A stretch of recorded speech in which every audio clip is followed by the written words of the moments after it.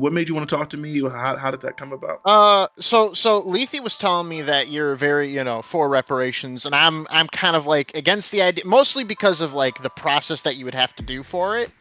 And everyone, Lethe's always like, "Oh, I gotta get Fanatiq and Evan to go at each other for reparations." I'm just like, I don't want to fight them. Yeah. I mean, Like, a conversation is a conversation. You don't have yeah, to no, be. I'd rather have a conversation than a debate. Because a conversation you can get somewhere with it, where a debate is like you guys are just trying to one up each other on that, and that's just boring. 100%. Like, yeah, no, you get nowhere with that. I saw, because I was trying to find your channel. I saw that you did like a recital, like a couple days ago. Oh yeah. I mean, the audio and it was terrible. I'll just use that as a. I saw that. I'm like, what? Yeah, I think I put that in the title. Yeah, it was a concert for the patriarch and matriarch of the family for the church that I've played for the longest. They just turned like 79, or I want to say, or 7. I don't know. They up Good there. for them. And so they were throwing a concert for them. So then I was doing that. And my dad was there, and it was kind of cool because they haven't really seen me play in a long time. As I was playing, I remember thinking to myself, I wonder, can they tell the difference? Because I've obviously just improved over all the years, but they haven't had a lot of opportunities to see a me, long time. yeah, play professionally. So it was pretty cool. My grandma hasn't seen me sing since I was fucking 16, 17, because I was in madrigals, so like advanced choir stuff. And like I stopped singing because I got infatuated with rap way more, and like more and more, to the point where it's like that's all I listen to mostly now. But so yeah, I was doing a little bit of research on because we both said like or at least I don't know if you agree with me, that America has not done a very good job when it comes to reparations for Black people.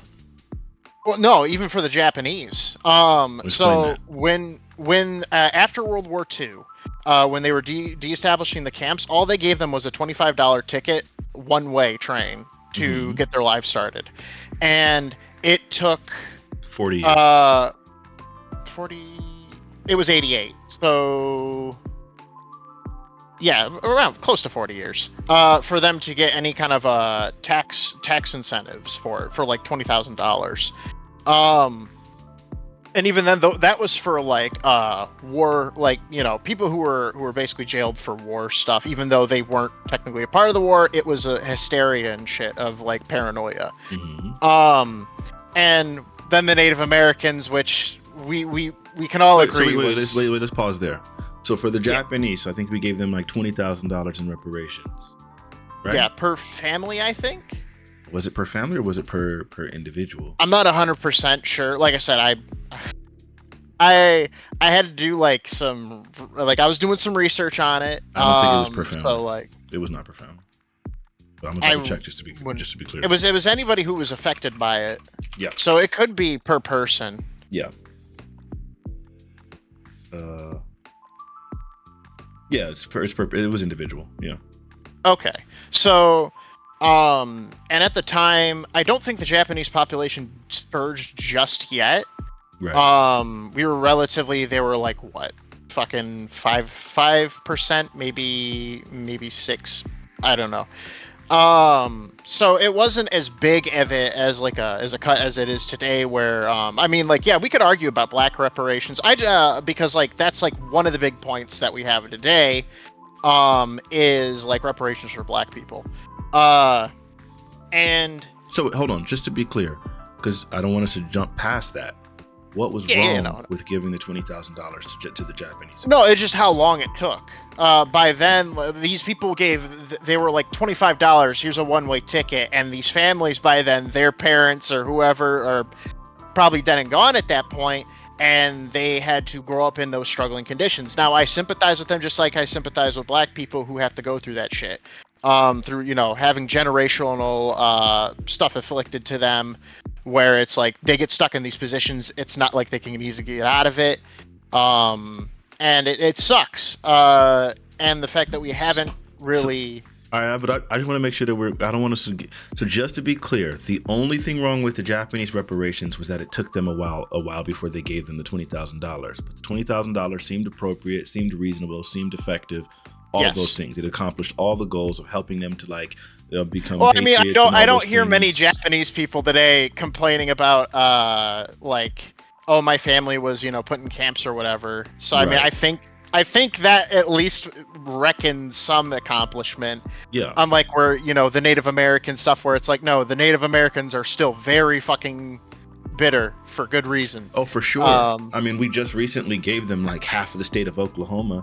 But yeah, I mean, if you really think about it, just the way that the country has done them, and like for how the length of stuff that Yes. they've done to them, then the reparations have been inadequate. But they still are an important thing. But for the Japanese, just because we're not moving past that, because it seems like we every time I try to nail that one, we just keep jumping somewhere else. So the Japanese, I was making $20,000. comparisons. I got you, but I want to make sure that we nail this one. The Japanese, they got $20,000. The original thing that they gave them, and it wasn't just $25. I don't think so. I think they gave them two forms of reparations. No, because like I said, the first thing that they got was a $25 train ticket one way to wherever they were wanting to go. That wasn't considered a reparation. Yeah, I didn't consider that a reparation. But they got reparations twice. Did they? Yes. What was the second one? Because I didn't read up on that one. The thing that you're talking about is the second one. They got reparations before that. Well, then what was the first one? Let me look it up. All right. Let me figure it out. 1 second. Give me just a little bit. Yeah, no, I'm not finding it. Maybe it was only once. I don't know where I got in my mind that they had gotten it twice. Man, it's crazy. It sometimes happens. Mandela shit, you know. Wow. Well, it seems like that's exactly what they asked for, by the way. Okay, well, see, I mean, they got what they wanted. Not exactly. They asked for 25,000, they got 20,000. You know what I mean? That's what they asked for. You got to bring certain arguments to the table, which makes sense. Yeah. So I guess, you know, we got that down. Yeah. So but just to be clear, so they asked for $25,000, they got it. They asked for like some educational opportunities, and they got it. So it seems like the things that they asked for, they got. These were second-generation Japanese Americans. Yes, they had some devastation that happened. It wasn't obviously nearly as long or enduring or as no, I'm not trying to compare to that. I'm just talking about any of those things. And so then for them to have gotten what they asked for, I think $25,000 per person was a pretty reasonable thing, and they got that. And so it doesn't seem like anything was ineffective about it or anything was problematic about just it. The length of time it took. As long as it did. Yeah. And I think the even reason why it took as long as it did was because they had no roadmap or idea of how it was going to happen. The way that the Japanese got there and their reparations was off of the backs of the civil rights movement. Once the civil rights movement was created, disagree with that. And they started having these ideas of, wait a minute, what we're going to do is now we're starting to recognize that Black people are treated very, very poorly in this country. And then, of course, now the Latin Americans are like, wait a minute, hold on, we're people of color too. And now we want to create the phrase Hispanic. And now we're just having redress in general for all injustices that have happened in the country. Now you have these Japanese people who are like, wait a minute. So if they're able to recognize that these kinds of things happen to them, we should talk about what happened to us, which ended up starting this movement where they started asking for redress. First, they asked for an apology, then they got that. Then they asked afterwards, can we get these reparations? And they were able to do so. So it's not that the government was trying to do this for all of this time. It's just that the government hadn't even decided to do anything originally, and they hadn't even asked for anything until after they finally realized, hey, wait, there is like the Black people are able to recognize that these injustices done against them and ask for redress. So I don't even know that it's necessarily a problem that the government took as long as it did. It took them as long to ask for it. And it seemed like they gave them exactly what they want. So now with that in mind, is it really problematic that it took as long as it did, considering they didn't even ask for it for the first 30 years? I guess not, no. I guess that makes sense. Like I said, I tried doing as much research as I could about the thing with the amount of time I had, so like I may have missed a couple pieces. So yeah, it's all good. So then, all right, so then the Japanese reparations were perfectly fine, it seems like. Yes. When it came to the Native American reparations, I mean, they're still having issues today. Of course. I think a lot of the issues that they have, I think it's from a somewhat unsustainable culture, right? Like, I mean, yeah. Obviously, I mean, they have fucking blood quantum laws, so like that's also difficult because I think okay, so the incentivization, because you know, if you have a certain amount of like 25% Native American heritage and you qualify for free American college. Am I right? Sure. Okay, so this then incentivizes them to instead like spread out and intermingle with other cultures. Makes it so no, we need to keep it inside so our children can grow up and get these educational jobs and stuff like that, which I think is kind of fucked up in a way. It turns into like stay on the reservation and marry your own people kind of shit. So your kids can benefit instead of like. But I mean, some of that isn't even like just based off of the benefits. Some of it is based off of just their wanting to preserve their way of life, which again, no, and I'm fully supportive of that. I was just saying it kind of incentivizes like a bit of it. Well, you can't just say like I'm not saying it doesn't, but the point that I was making was like more so about like the cultural ideas, about some of the aspects of their culture not being really long-term tenable or long-term sustainable. It's like when you're surrounded with a country you're surrounded by a country that has all of this technology and all of these, like the land is being used in certain ways and stuff like that. Their mentality doesn't necessarily function within the country. So it felt like the reparations there wasn't necessarily something that was going to be as transformative as we would like, because again, they're going to be living on these reservations, but the reservations need to be able to have all the amenities to sustain life. But then, like, sadly, we don't do that as well. From what I remember, they don't even have like Medicare or whatever. Well, of course, no, but that's not that. I mean, Medicare is like something that would be part of like taking advantage of the U.S. technology. But if you're like trying to live exclusively within these reservations, living off the land specifically, and you have animals and things like that that are going to be killed and all that stuff, that's a whole nother thing. I don't know that it's necessarily effective. But anyway, so look, I don't know why we don't really have to get into Native American reparations, because they have a distinct culture, a distinct claim that is completely different than Black Americans, as do Japanese Americans. Yes. But I think you brought those up to kind of demonstrate that they haven't been effective, I guess. But I guess we got the Japanese ones, like I said, we figured out was effective because, like I said, I thought it was mainly the political government, doing what it does. But, I guess it wasn't. I guess it just took the Japanese longer to be like, oh, yeah, we could do this. So, so do we want to discuss the Black reparation stuff now? Okay. Sure. So I would love, like I said, because I born in Novi, I was, my life was around the ghettos at an early age, got lucky enough to get out. So, like, I can understand... Novi, it's in Michigan. Okay. A lot of it's not as bad as it was back then, but there's still a lot of ex-gang members that kind of go there for, jobs and shit. And I try to do my my due diligence and study about, like, the shit that happens in ghettos and all that shit. And it disgusts me because I want people to get the same kind of chance that I got. The issue becomes then, how do we achieve that? And that is through, educational systems and stuff like that. And the other one is reparations. So the difficulty with the reparations stuff is that we have like piles and piles of Black oppression, right? We have slavery, we have the civil rights stuff. There's like a lot of things. So how do we take it step by step, and how do we then quantify it in a sustainable like way to be able to pay them or to give them what they want?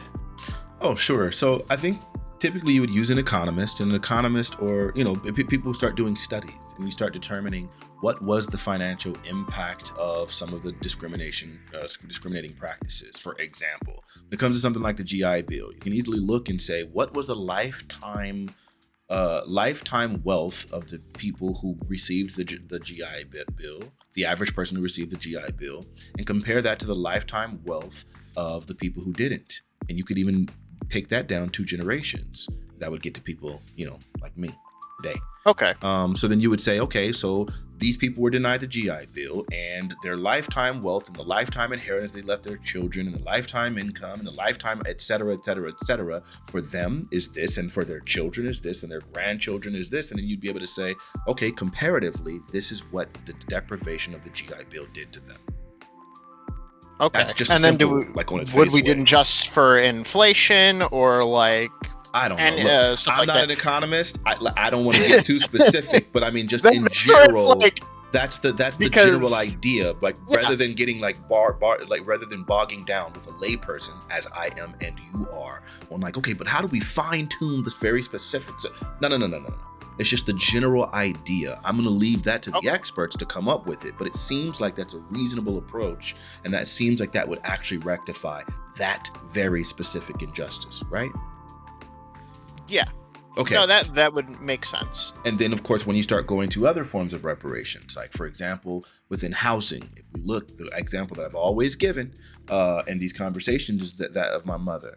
My grandfather on my mother's side bought a house, him and my grandmother.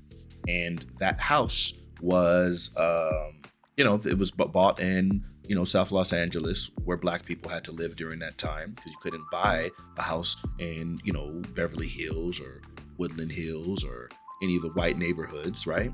And so you buy this house during that time where Black people had to live. And over time, of course, housing in California has gone up dramatically. And so now they sell the house for around $500,000, right? $500,000.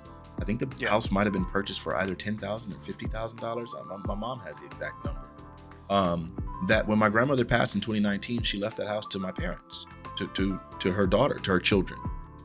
So they only got like $500,000 for that house. Now, if that house had been purchased in Beverly Hills, it would have appreciated to the value of about $2.5 million.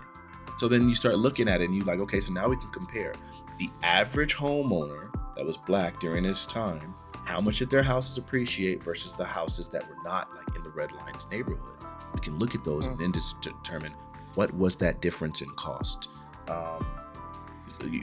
Again, most of these things you can trace like economically, because then you also have to consider, not only does that house impact just that inheritance, it also impacts your education, because obviously education in this country is funded by property taxes, right?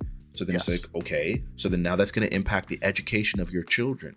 Then the jobs, typically the job opportunities were all the way in near the white neighborhoods. And so then now at this point you have to figure out, okay, what was the cost of commuting? What was the cost of even finding jobs and the job, whatever. So there's just all of these impact, the crime differences within these Black neighborhoods as opposed to the white neighborhoods from lack of opportunity and dejection. So there's all of these cultural implications, which is why you would need large panels of people to study these things and study the impact and then come up with an economic thing to determine what that would be. But I don't believe that reparations should be restricted to economics. I think they should have other social programs as well.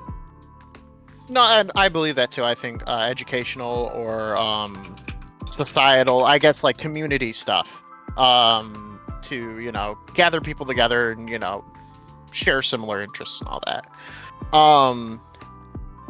So we get to the question of like, so I'm I'm trying to figure out the best way to phrase this. So the current government situation and the current the feel of it is that people do not want to pay money to fund these reparations. Whether they mainly white voters and I guess other voters, whoever thinks they mainly white folks. Yeah, because reparations are like very, very racially divided, right? Like Black people, Black Republicans still believe in reparations for Black people. White Democrats don't believe in reparations for Black people. But Black, like in reality, it seems like it's just white people. It's not a matter of political party. It just happens to be racially divided. Because when you have Black Republicans and Democrats alike being pro-reparations, and white Republicans and Democrats alike being anti-reparations, then it seems like, it's just white people. Okay. But there seems to be a lot of pushback, which makes sense. People don't like tax increases from stuff like that, because what they hear is, we're going to have to pay more in taxes to fund these things, and they groan and they don't want to get involved with it. So how would we incentivize people to do that? Well, I think the first thing is to start having these conversations where we kind of dispel like a lot of the mythology or just the misconceptions around reparations. For instance, this conversation, we've gotten past the idea that reparations have just been historically completely ineffective, because obviously Japanese Americans aren't the only ones that have gotten it. And there have been other cases for specific redress for specific causes, like for different testing that was done on different people's, like whatever, that like left them with like radiation poisoning and stuff, that we've given reparations. We don't want to talk about the what was it? The Tuskegee. Well, that's a whole different thing. Tuskegee Airmen shit. That's a whole different thing. But no, I'm just like testings and doing shit to black people without. Yeah, but that wasn't one that we gave reparations for. The point that I was making is that we have given reparations for various testings that have negatively impacted people, and we've done it quite a few times. We've obviously like advocated for reparations for the Jews.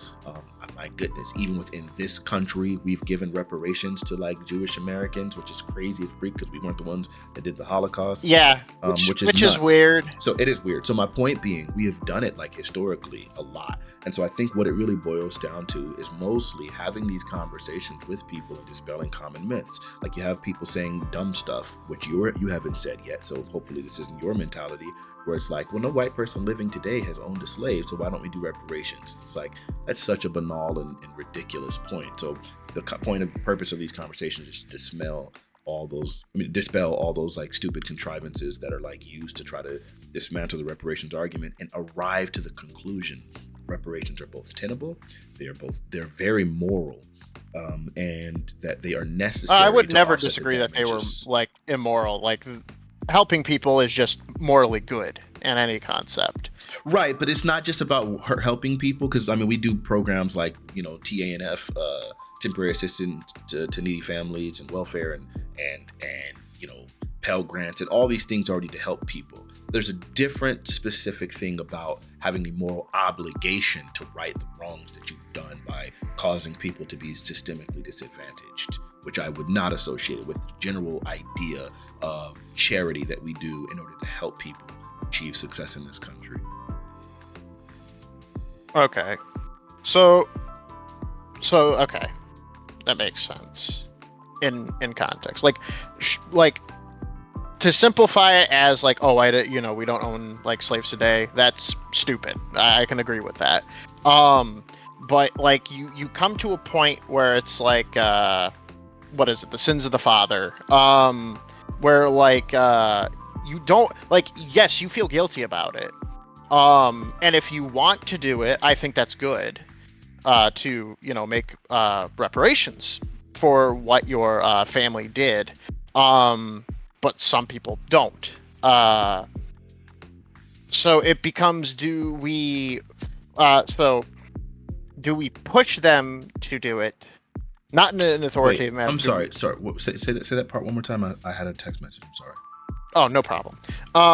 So the ideas of like the sins of the father, paying for the sins of the father, that's something that's relatively looked down upon in a lot of areas. But that's not. But again, I hope you're not making that argument, because that's not at all. I'm making the argument. About. Oh, okay. I'm just putting it in general. Because I'm relating it to the idea of I didn't own slaves, so why do I pay for that sort of thing?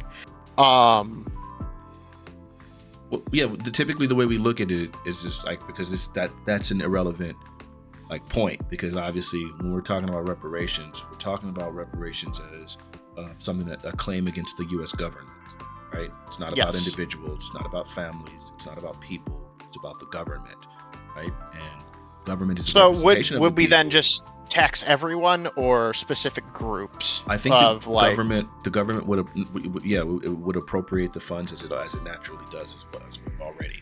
Like it would just earmark, hey, here's amount of whatever. Because here's the thing, and I always hate whenever people start talking about taxes whenever we talk about reparation, because in reality the government spends money as it sees fit, and it doesn't care or is not concerned about how much or where the taxes are coming from, and none of us can even know anyway. We do audits of the government as it stands now, and neither the Pentagon nor any other government bodies are really good at like passing their audits, like where they're like 60% of their money can't even be like found, right? Like they can't really even determine where this defense spending is going. Like all of this stuff, the auditing for it is abysmal.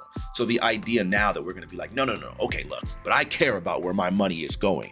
You're not talking about that when we just increase the Pentagon budget like 5 times, and they can't account for 60% of the money that we were already giving them. And they're like one of the largest budgets that we have for all of our government. So it's like, no, don't sit here now and decide that you're going to be, the well, for the less informed, they wouldn't know that exactly. So letting them know that, hey, like that's the response. Teaching them this would help. Yeah. But look, in a nutshell, that's what it really boils down to. Any argument against reparations is going to be fallible because it's obviously the right thing to do, and there's no good reason not to do it. I've yet to encounter it, and I've had these conversations on a regular basis with any person who's really willing to have it, who's intelligent. So then if that's the case, then it's like, yeah, I look forward to having those conversations where someone gives their dumb arguments, and then I get to slap their dumb arguments down and then just like kind of shore this up even more. So then more and more people can start recognizing, hey, this is the right thing to do. And I've rarely encountered a person who's been able to like really maintain a position that reparations aren't the right thing to do, and that it's not something that needs to happen pretty soon. Like after having a conversation with me, like I said, I had a conversation with the Groypers. They were with it. Just various people across all these different areas of life. They get it. Yeah, you can't be honest and be against reparations. So it's just a matter of conversation. Educating more people. I think more people coming into contact with the information. That's why when you said you wanted to have a genuine discussion, I'm like, okay, I'm not going to play, because I don't know if Lethi's told you, I can be an asshole and jokey and shit like that, but you said you wanted genuine conversation, so I said, yeah, no, I'm willing to have that stuff. Like I said, I wasn't like 100% on board. Like, I think it's morally good. I think it's good. It's just that when I see government get involved, my trust goes down a bit, mostly because it's difficult to trust the government nowadays. After a lot of the shit they've been pulling, even more recently.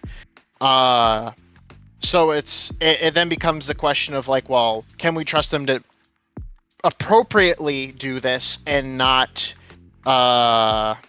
what's the word I'm looking for? My brain's like trying to think of the word. Fuck. Misuse it, and for other things, because funding other things.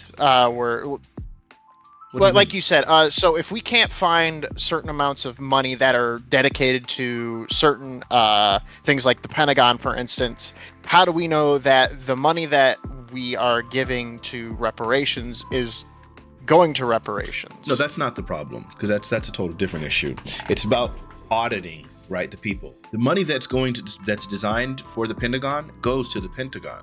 But asking the Pentagon to demonstrate where they've spent that money is where we're running into the problems. That's what the purpose of an audit is. Like if we audit the government on where they sent the money, the government can track, yes, we gave X amount of dollars to the Pentagon. Yes, we gave X amount to the CDC. Yes, we gave X amount to these regulatory bodies, right? Like they can tell you where they've spent their money. They just can't, the people who received the money aren't being able to tell that. So in the same sense, I would imagine if they're earmarking money for reparations, it will get to the appropriate parties. Now, we happen to have at an individual level for non-governmental bodies, like tax audits and stuff like that are very, very skilled at making sure they know exactly where that money is spent. So we have no problems there. If they earmark money for reparations, that money's going to go to reparations. I have no doubt about that. Okay. Well, I mean, if you have like that 100% trustworthiness, I guess, I could trust you on that. So here's a joke question. When do the Irish get reparations? Oh. Haha. Good joke. Because we were there was some shit that happened. Because what was it? They like it was funny because I did some research back in the day where like the Irish were also like scrutinized for certain things, not to the level of black people, I don't think, just because most of them were lighter skinned. But like they were a bit harassed at times. So the Irish American question is always a weird thing to me. I don't want to get into it because it feels like you would know better than this, right? Because I don't want to entertain stuff in bad faith. Like if you genuinely... it was me making a joke because like I said, because the Irish I'm not slaves. Trying to... they weren't not even close to the English they were, but not to America. They were indentured servants, and a lot of them were doing it intentionally, putting themselves as indentured servants, which they knew would be a short amount of time, but would give them passage to the country with the greatest opportunity in their perspective. I mean, obviously, economically, this country had developed more so than any other nation in the world at the time. So, yeah, obviously, that's what they were doing, like in hope of seeking opportunity and achieving it. So it seems like, yeah, the idea of like, hey, I'm going to be a servant, not a slave. Not going to become I'm not going to lose my humanity. I will still be whatever, and I'm going to work for a short amount of time, and then afterwards I'll have my freedom and be able to live in the greatest country in the freaking world. I don't know. To compare that to slavery seems like such an insane thing to do for any person who has any information on the topic. But I don't think that that's what you're doing, right? Like you don't. No. You're not comparing. Like I said, I was making a joke. Yeah. I was making a joke about the whole thing, just because. Yeah. You know, that's what I do. I'm a comedian. Oh. I don't even do a lot of these things. The reason why I want to do this is like, hey, I like Fanatiq. I want to fucking have a discussion with him because Leafy said it would be entertaining to watch, a discussion and me and you talk about reparations. So I'm like, shit, okay, why not? Yeah. I mainly do fucking game reviews and I stream video games. That's my like main motif. But like if people ask like, hey, come on the panel and argue some political shit, and I'm like, sure, I'm fucking down for it. Yeah. Well, I mean, so that's good. You got any other major hang-ups with reparations for Black Americans, for descendants of slavery?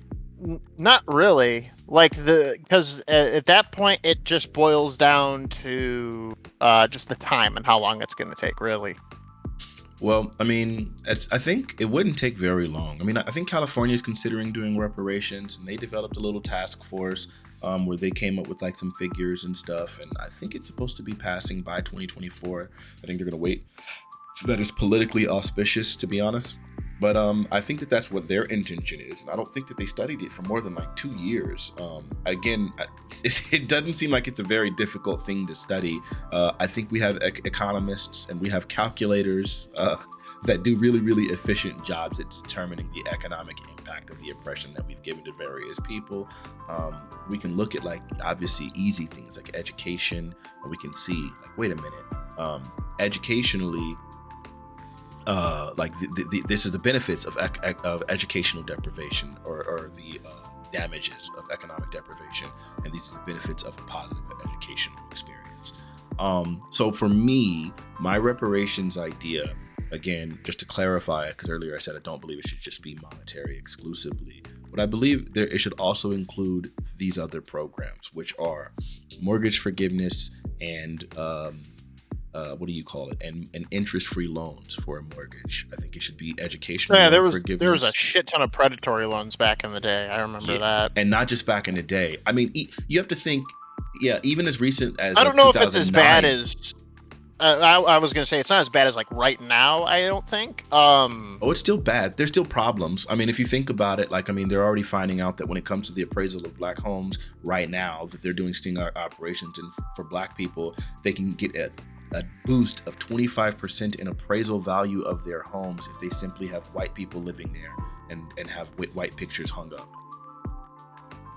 Interesting. Yeah, so that's still happening to this day. Then of course you have places in like Long Island where they were sitting there and they had like a Black family.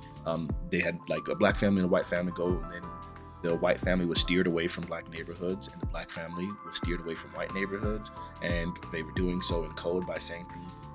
Hey, at 8 p.m. such and such and such, go to this neighborhood and check it out, and then we'll see if you're very interested in what they have to offer, because they knew that at 8 p.m. that there would be Black people outside and things like that. So they were doing all these kinds of things. Yeah. So they're intentionally steering people to these things. So they're still problems with housing now. But anyway, the purpose of it is because, yeah, redlining was primarily a housing problem. And so if we look at that and we see, man, okay, we can do interest-free loans, which of course then the government is not even losing money in doing that. It's a loan, which of course then has to be paid back. And since it's interest-free, then it immediately becomes equity. Every single penny of payment to that loan is instantly savings and equity.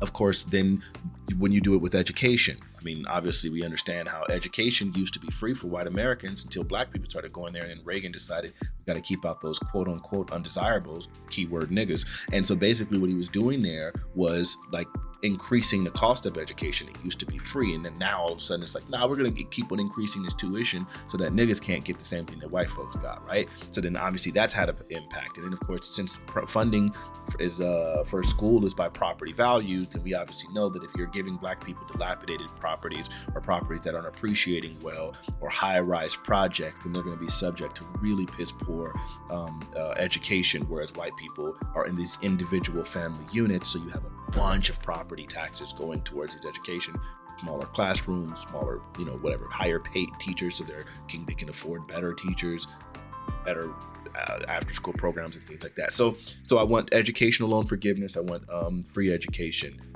I want everyone wants free education, let's be honest. Yeah, but I don't think everybody can make the same claim that they've been deprived of the educational opportunities. Yeah, no, I'm not saying that. So that's why I would say for reparations, we need that. Yes, but a lot of people want free education, and white people got it for a long period of time. Black people never got that opportunity, and even today, we're still economically and educationally deprived. So I would say that in the reparations plan that we need to be able to do those things, right? Then when it comes to things like business loans, right? We saw how Asian Americans were given all these business loans, which is why they opened up those liquor stores and hair salons and hair product stores and all those things in these black neighborhoods. But of course, black people couldn't get those same loans. So then now, like when it comes to owning your own business for black people, it's obviously there's been crazy disparities there. So we need those loans, whatever. And for black people who have like beaten the system to find a way of getting these loans, we need to be forgiving those loans so that we can give them better economic opportunities. And then lastly, I think healthcare. Obviously, we understand that healthcare has been abysmal for black Americans. It's been particularly costly. We find that even like in today, like, infant mortality rates for black Americans is significantly higher. Black women are getting C-sections because they're automatically fast-tracked into it, and then they're actually dying significantly more than their white counterparts in childbirth. So it just seems like economic, and then obviously because of food shortages and all these other things that they've done to us, then like our health has been completely different than our white counterparts. Like even the cultural impacts of just consuming large amounts of pork, which because pork was cheaper, was like a common thing for black people. So we've developed all these culinary dishes around that. And that obviously had a large impact. And that's like one of the things that happened because of slavery. So for all of these reasons, I would say healthcare would be probably the fourth one. I never really spoke about that before, but that was something someone brought to my attention. I think healthcare as a fast track would actually be more like helpful than at least putting that, mostly because it helps everybody, not just black people, but like everyone in that sense. But the thing that I'm specifically talking about is only black people, like reparations in the form of like getting rid of their medical debt, and I would imagine free health care. Well, I wouldn't disagree with it. Like I said, the current medical situation, because my grandmother, my mother, both work in the medical field and have both seen like it go to the shit and are not happy with the current way things are being ran, and it affects a lot of people, not just black people but also low income whites, Hispanics, just everybody. And yes, it is true that the way that black people were eating like a lot of bad shit because that's all they could get does play a role in it, but you got to also understand that there are also low income people that kind of have to do the same thing as well. Do you kind of get what I'm saying? Oh, sure. So here's the difference though. Like because when people bring up like other low income people, a lot of times it frustrates me because it seems like almost like a dismissal of what has happened to black people. Because no, I'm not dismissing. I'm just saying that they're not intentionally. It's in addition to it. It's not intentional dismissing, but it is dismissing it. Because if you almost like equalize or equate what the other people are experiencing, then it's almost ignoring the cause. For example, if you show me a white drug addict from a privileged family who just so happens to be on drugs, and then you say, see, he's in the exact same situation as his black counterpart, and it's like, no, these things are not the same. There's a difference when you have dejection and like a defeated mentality that's like attached to this oppression and loss of opportunity, and you've had these cultural causes on why this person is like in this neighborhood surrounded by violence and drugs and things like that. And we know that the CIA was intentionally pumping drugs into black neighborhoods and all of these things. When you see that stuff, to like compare these two and say, hey, yeah, we're in the same boat. It's like, no, we're not in the same boat. You squandered the opportunity because you have a complexion for the protection given by this country. Simply being white in this country, you have insane amounts of privilege. To throw that away and become a drug addict, don't put yourself in the same boat as black people in these neighborhoods who didn't have the same opportunity and felt dejected. That's not the same. So again, I know that it's not your intention to dismiss, but that's exactly what's happening. Because when you equalize these two, you're ignoring the cause, if that makes sense. I guess it makes sense. Yeah. Like I said, I'm not trying to like irritate you in any sense, because like I said, my perspective on is much different from yours, and I'm trying to remember. So in the same, because I remember this whole fucking fiasco where like some guy said like a rich black person is more oppressed than a homeless white person, and like that kind of like irritated me, because it seemed kind of like fucking just like, because it's not like the guy grew up in a in a bad neighborhood. He was making money, his family came from money, and the white guy, the homeless man, didn't. So would you then feel the same way about that situation of the black and white guy, or would you say no, that guy definitely did not get the same kind of stuff that most white people get, and you would feel the same way as he would be oppressed as a black person would be oppressed by that situation? Well, there's two different kinds of oppression. There is oppression on the poverty stricken, and then there's oppression on like race, right? And sometimes there's going to be like an intersectionality between those two things, right? So ultimately, like, yeah, I'm going to say that black person is going to be still subject to a bunch of oppression just because of because of his race. Because he overcame it doesn't mean that he wasn't subject to it. Whereas the white person, if he came from a poor family who has been generationally poor, then I would say that, then he's probably experienced some of that. But guess what? Poor white people still have more opportunities than black people. When it comes to filling out a job application, guess what? Being black incurs a greater penalty than having a felony. White felons have more callbacks and better job opportunities than black people with no felony. So I would still say that black person is probably going to be more oppressed, because obviously when it comes to like policing, when it comes to healthcare, when it comes towards business loans, but like even when it came to like the whole crisis of 2009 where they were steering black people, peep this out. They were steering black people with more income and higher credit scores than their white counterpoints into mud loans. They were giving these people crazy interest rates with variable interest rates and stuff, and that's what ended up wiping out all that black wealth during the housing crisis of 2008 and 9 and all that. So in reality, it's like even wealthy black people are still subject to insane amounts of discrimination. And your housing, again, when your houses can't be appraised properly because you're black, so you need white people to live in them, or else you're going to get a 25% penalty on your freaking on your appraisal. We obviously know that wealth in this country is generated from real estate. The vast majority of millionaires in this country, like I think they said like 90% of them became millionaires through real estate. 70% of wealth portfolios in this country are real estate. So then if we know real estate is such a huge thing and being black still has a 25% benefit, a 25% penalty in this country, it's like, no, you're still incurring large amounts of discrimination. When it comes to homeless people, people will give homeless white people money faster than they will black people.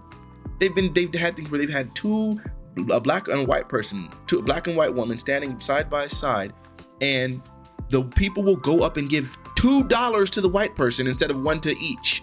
Stuff like that, where it's like, no, you're still going to be impressed crazily as a black person. And it's hard for me to have the same sympathy for white people, because most of the time when you're a white person who is in those circumstances, the vast majority of it is because of choices. That's my opinion. Not that I don't care. I still give them to white homeless people. Like if a white homeless person comes up and asks me for $1 and I got change in my pocket, I'm giving it, right? Like I'm not saying that, I do the same thing regardless. Which I hate having to see homeless people, because it's fucking depressing. Because I want people to be able to live and all that shit. And Mission currently is not having a great time with that. So I'm just trying to like figure out your perspective on the subjects, picking your brain a bit about it. Yeah. But all in all, this has actually been I've become more enlightened from this conversation, and it's helped me at least get more of a perspective on the idea of reparations, because sadly there are a lot of people out there who, even though our supportive reparations aren't good at equating it or describing it or explaining it like you have, which then is a turn off for a lot of other people. You get what I'm saying? Mm-hmm. I think that is one of my biggest problems. I feel like in a lot of these things, everyone is like looking, like is jumping to wanting to have these conversations, but most people are not capable. I think if you look at like 95% of reparations conversations right now, you're going to hear these like a few catchphrases. This is what the government owes us. Black people are owed reparations. It's like, okay, like that's true. I don't disagree with that. I mean, that's like, the most rudimentary conceptual underpinning we can get to. And then it'll be like, they're going to cut this check. It's like, okay, we're going to get it. All right. That's cool too. We built this country. It's like, I agree with that as well. Like, but I mean, it really doesn't get past that. We built this country. The government owes us this money. Black people are owed reparations, and they're going to cut the check. Those seem like that's like pretty much all it boils down to. Oh, and of course it needs to be lineage based. All of which are points that I 100% agree with. But there has to be an elevation of the conversation, because all you're going to have is white people telling you, nah, we ain't cutting that check. Nah, we don't owe you anything. Nah, like there's, you know what I mean? Like that's where the conversation, it just stops. The only thing I wouldn't agree with is the "we built this country" thing. That's a very fucking in-depth, complicated matter. Just because vast immigrants from everywhere came in. Like, yes, no, there was a lot of work that slaves did, that built shit. But like even like say the railroads. That shit was done mainly by the Irish and the Chinese. Mainly the Southern Railroad. No, the Southern railroads. No, the Southern railroads. But I'm talking about the Northern and out west. Right. So because it was mainly ones, so it's 50-50. The Southern ones, which extends all the way to Texas. Because California didn't have slaves. California didn't have slaves. I didn't say California had slaves. What I said was the Southern ones, which extends all the way from Florida and Georgia to Texas, which is half of the country. Those were done by black people. And then from Texas to California, which were the Western ones, those ones were done by Asians. So we built half of the transcontinental railroads. But furthermore, I think the other point that you're making about like all these people like built this country, when we start looking about, I think someone did the math where they basically said, if we look at the amount of slaves that were in this country and the amount that they generated and like cotton and so on and so forth, and what that did for the US economy, it is equivalent to like 3 Amazons. I don't know if you know this. Amazon is the largest employer in the country. Right now. I know that. So then that I means also slavery, hate Amazon. I got you. Me too. That means slavery did build this country, because the cotton was the thing that generated the wealth of this country during its burgeoning stages. So slaves did build this country. That's what built the economics for this country. So this is something that I think I've discussed with someone. So the issue with the whole slavery thing is that it wasn't economically viable. in the long term. Sure, you could trade it with other countries, but for example, in the South, and this is where, like, in my personal opinion, slavery would eventually have died out, regardless if we went to war over it or not, because they could not sell it locally. There wouldn't be any people locally who would buy their products because they weren't hiring them, meaning they couldn't make money to purchase these said products. Do you know? You kind of get what I'm saying? Wait, you're talking about cotton? I'm talking about people buying. Okay, so a plantation owner who grows cotton, tobacco, whatever. They can make money sending it other countries or through the north or whatever, but in their local economies, it would not sell at all. They didn't need to sell it because they didn't need to sell it locally, but I would imagine that there was a market for both. Cotton was incredibly necessary during that time. Hell, it's still necessary now. So what makes no, I'm not saying that it wasn't necessary. I'm saying I'm talking about the southern region and by itself. So so you had a lot of poor people who who didn't get jobs, because why would you pay someone when you could just have a slave?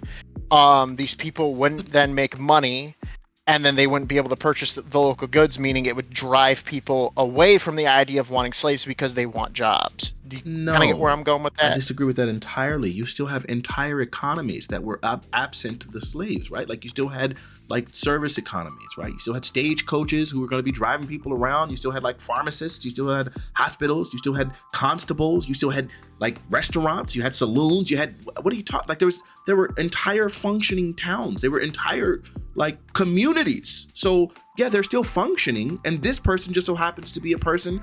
Part of his function is to generate cotton, which of course was necessary for clothing and all these other things. So the idea that there just wouldn't be like a consumer for the product of cotton, when cotton is what generated the entire wealth of the most powerful nation of the country, I mean, of the world, right? Like we had the most insane GDP expansion of any country in the world. And cotton was like largely responsible for that during a big portion of this time. So the idea that like, that there would what are you talking? I can't follow this at all. What are you saying? So as we see with economics, when we modernize things, we see improvements. We see availability of cutbacks of costs, and what we were seeing in the northern territories was the industrialization, the changing to using more machine-based stuff than in the south, where it was more hand done and stuff like that. They wouldn't be able to keep the supply in the south as much as if it was moved to the north. You kind of understand what I'm getting? So then, of course, they would have probably switched to something like, I don't know, food. And then they would have been distributing the food.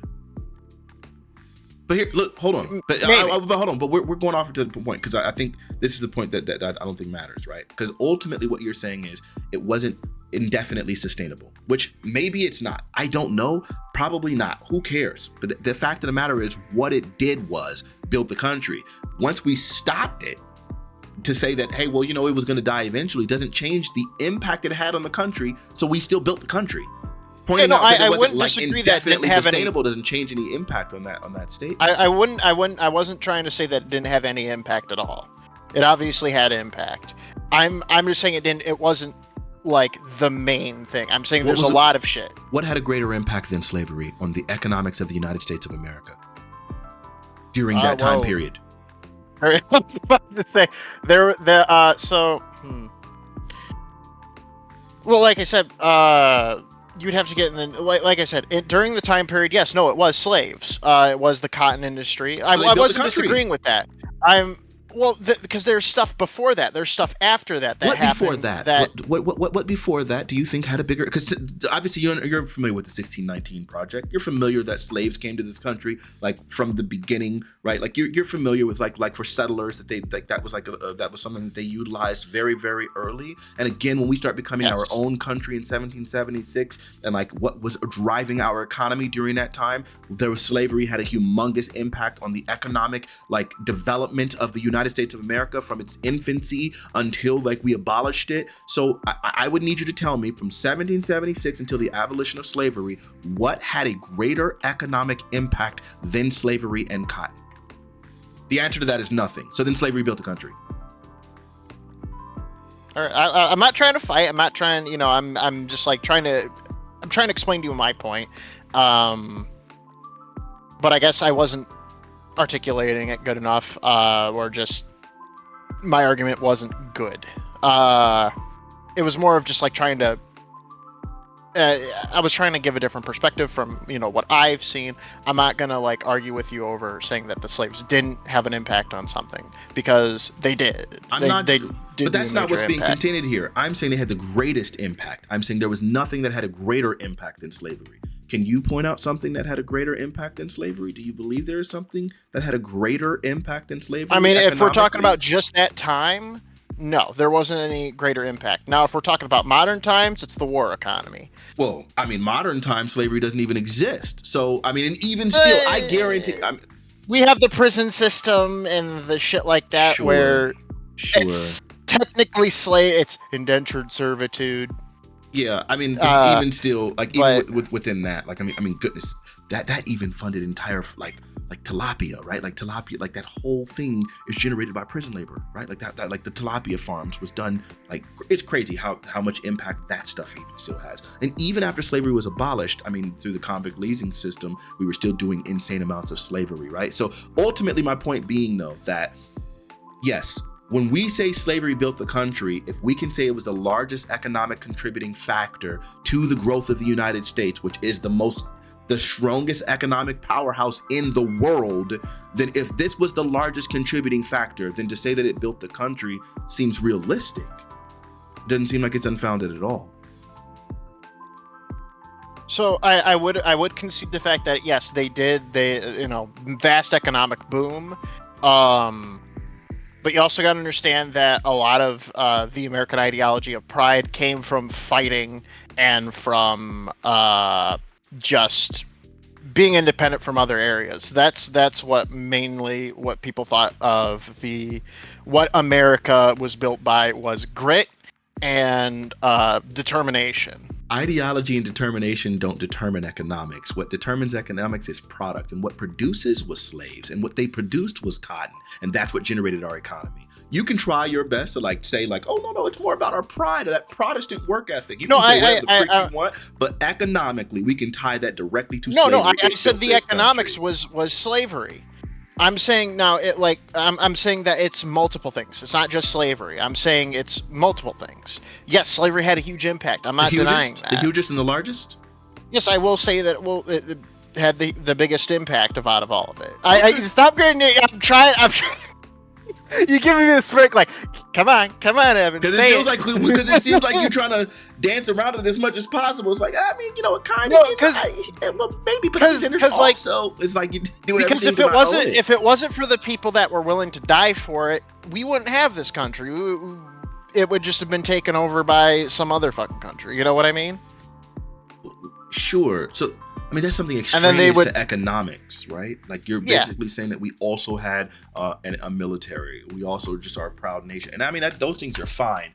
But those things, again, don't build. I like to give everybody their due. I'm not trying to I'm not trying to say oh yeah, only slaves built the country through the economic power. And I'm just like, no, I know they had a fucking huge impact. The biggest impact.